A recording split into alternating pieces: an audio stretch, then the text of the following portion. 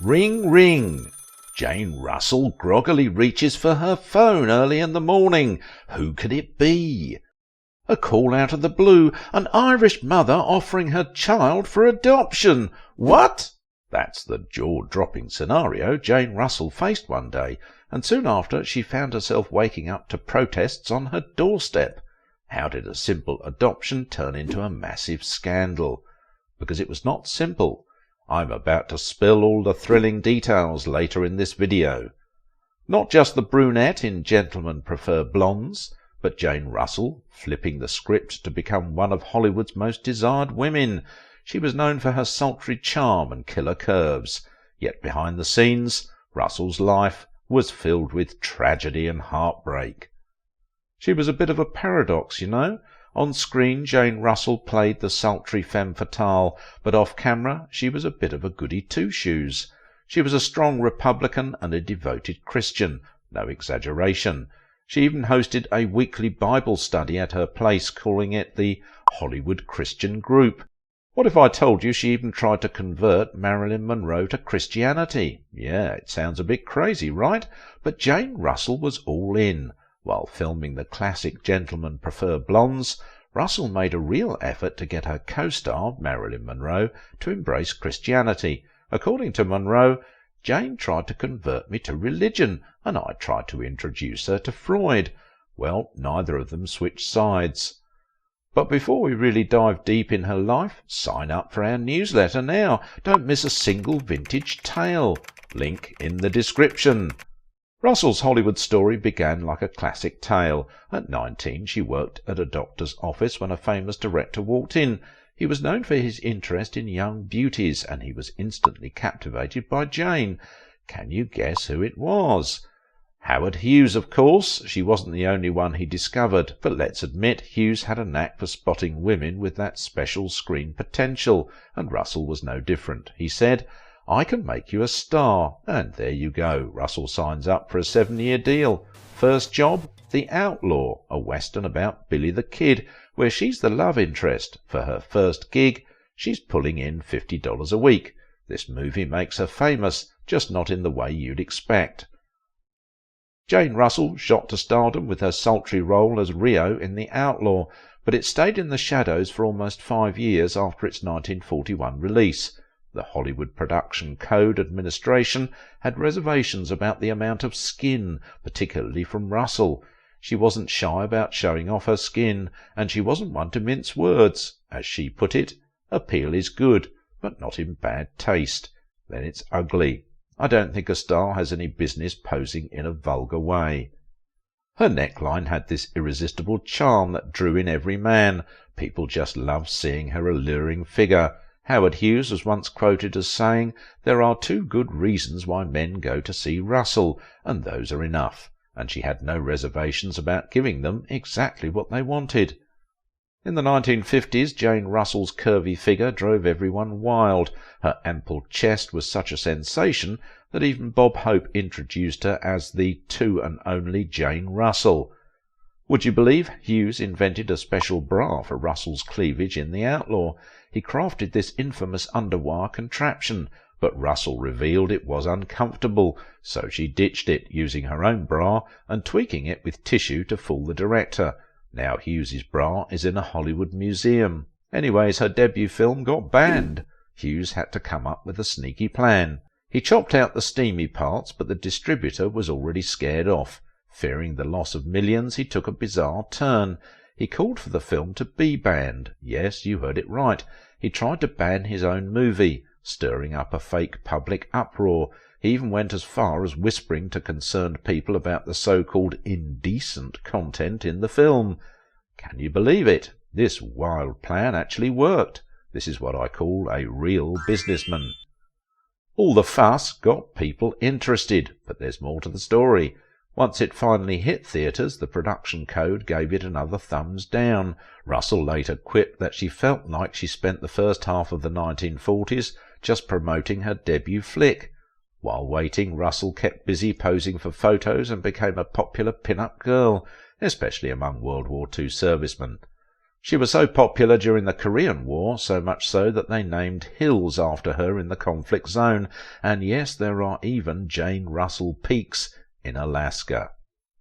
In 1946, The Outlaw was finally released, and it was a smash.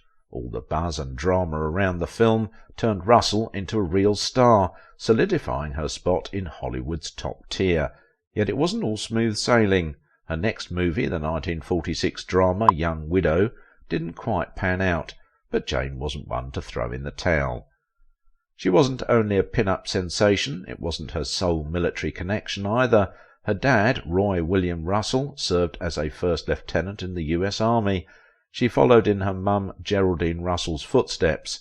Before settling down in Bemidji, Minnesota, as a mother of 5, Geraldine was an actress. Jane, the eldest, was born into this vibrant family. But behind the glamorous facade there was a mamager pulling the strings and pushing her little girl into the limelight. It's like those former actresses were trying to live their dreams through their kids, you know. Russell's mum was the typical stage mum. She made her girls start with piano lessons, then drama classes and high school plays. After that it was acting lessons from top coaches. It might sound like the classic Hollywood success story, but deep down Russell's heart was set on something else. She actually wanted to be a fashion designer, not an actress, but her mum had different plans. She nudged her towards acting, and then tragedy struck. Russell's father passed away, leaving a wife and 5 kids. As the oldest, Jane decided to step in, taking a receptionist job to support her family. She endured years stuck in Hollywood waiting for The Outlaw to finally release, and those constant delays seriously damaged her career. Finally, in 1948, she made a comeback by landing the role of Calamity Jane in The Paleface. Luckily, the movie turned out to be a massive hit for Paramount that year, and it seemed like Russell's fortunes were on the rise. After the triumph of The Outlaw, Russell decided to try her hand at a musical career, but things didn't go exactly as she'd hoped. Columbia Records dropped her album, Let's Put Out the Lights, in 1947, loaded with innuendos. But Russell later admitted that she thought the album was downright horrible. After the Outlaw saga, Hughes didn't forget about Russell. In 1948, when he took over RKO Pictures, he signed her to a long-term deal. They worked together on various successful films in the coming years, yet amid the achievements a darker side emerged. During those years, Hughes cast Jane in films that solely focused on her body, sidelining her acting talent. While these movies raked in money, they're not the ones critics rave about today. Many feel her real talent got overlooked during that time. During her stint with RKO Pictures, Russell starred alongside Robert Mitchum and Vincent Price in His Kind of Woman. The cast's charisma and chemistry hinted at a blockbuster. Mitchum nicknamed Russell Hard John due to her strong Christian beliefs. Instead of taking offence, Russell responded to a reporter's question about her firm faith with a cheeky comeback. Christians can have big breasts too. Initially, filming went smoothly until Howard Hughes intervened. The cast geared up for the next project. Unexpectedly, Hughes insisted on a whole year of reshoots. The cast, irritated and bickering, even threw a mock anniversary party to poke fun at the prolonged reshooting saga. Russell believed her troubles were done. She was mistaken. Her next project, Hughes produced Macau, brought her face to face with the temperamental Austrian director, Josef von Sternberg. Known for clashing with the cast, Sternberg had a particular disdain for Russell. Von Sternberg called her a beautiful but dumb girl. There were clashes on set, and he often threatened to fire actors. Ironically, he ended up being fired himself, and the movie flopped. It was another setback for Russell, but her patience was about to pay off. Gentlemen Prefer Blondes was coming up, solidifying Russell's Hollywood status. She even earned more than her co-star Marilyn Monroe. Monroe spoke warmly of Russell in her last interview before her tragic passing, saying Russell was quite wonderful to me. Their Hollywood stories unfolded in different ways. Russell attributes her stability in the industry to her marriage and family. She also disclosed her own troubling suspicions about Marilyn Monroe's death. She argued that the iconic blonde was on the verge of marrying Joe DiMaggio again, and was thrilled about a new movie contract. Given Monroe's positive outlook, Russel couldn't fathom her taking her own life. Instead, she insisted someone did it for her. There were dirty tricks. When the interviewer brought up Monroe's connection to the Kennedys, Russel agreed. She believed they played a part in her friend's demise. After the triumph of Gentlemen Prefer Blondes, Russel had another big win that year. Breaking free from her troublesome and lengthy contract with Howard Hughes at RKO Pictures, Russel decided to go solo. Instead of signing up with another studio, Russel and her husband, Bob Waterfield, started their own production company, the Russfield Productions. Jane Russel and Bob Waterfield were the epitome of couple goals. Bob, a former quarterback for the UCLA Bruins, and Jane, his high school sweetheart, but beneath the surface Russel was hiding a dark secret. When she was only 18, she found out she was pregnant with Waterfield's child. Confronted with a tough choice at such a young age, she opted to end the pregnancy, but the procedure was challenging, and after dealing with severe complications, Russell went to her family doctor for a check-up. His response was heartbreaking. According to Russell, when the doctor took a look at her that day, he asked her a terrifying question.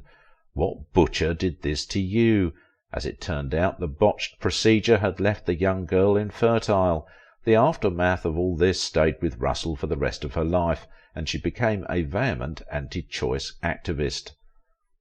Finding out she couldn't have kids hit Jane hard. She and her husband dreamed of a family, but her choice when she was young changed everything. Yet they didn't throw in the towel.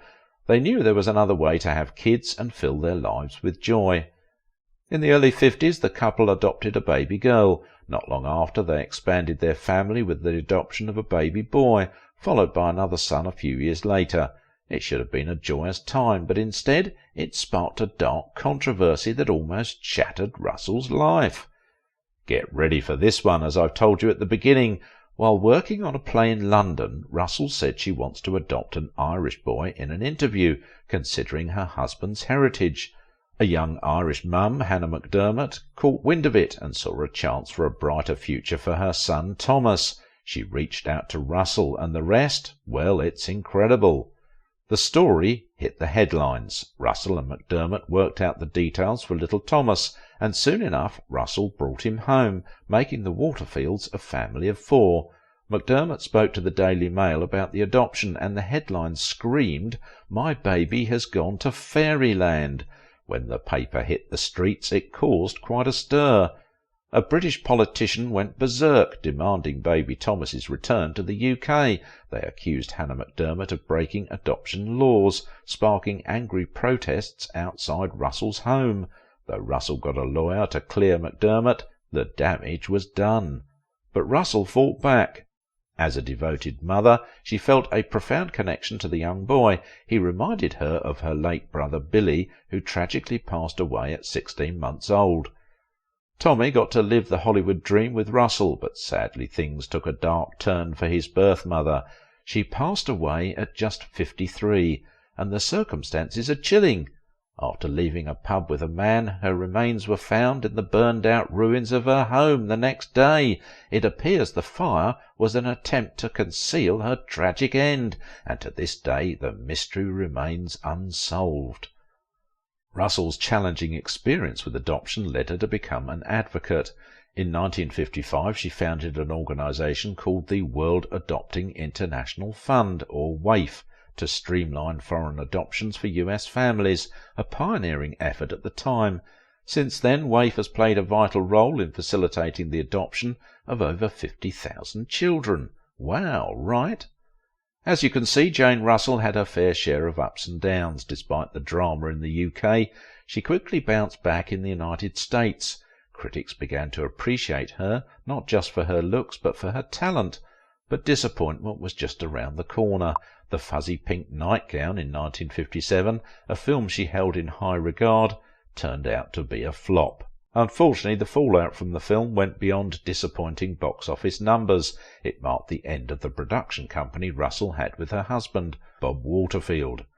For most of the next decade, she popped up in films occasionally and focused mainly on television and music. She attributed her limited roles to her advanced age. She was in her mid-30s. She thought she simply aged out of the business. Doesn't it seem like every Hollywood fairy tale eventually takes a sad turn? That's how I feel. After spending 25 years together and adopting 3 kids, high school sweethearts Jane Russel and Bob Waterfield seemed unshakable, but surprise, surprise, heartbreak was lurking around the corner. In 1967, Russell filed for divorce and Waterfield hit back with a countersuit.